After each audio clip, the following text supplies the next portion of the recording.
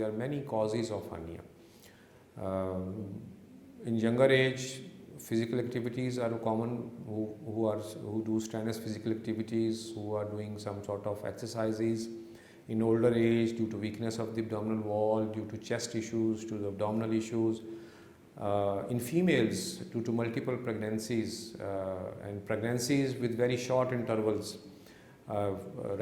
This causes weaknesses of the abdominal muscles, and in our part of the world still I see that females, they are not properly educated to do prepartum and postpartum exercises, so that the muscle get toneless and they sort of get some sort of hernias.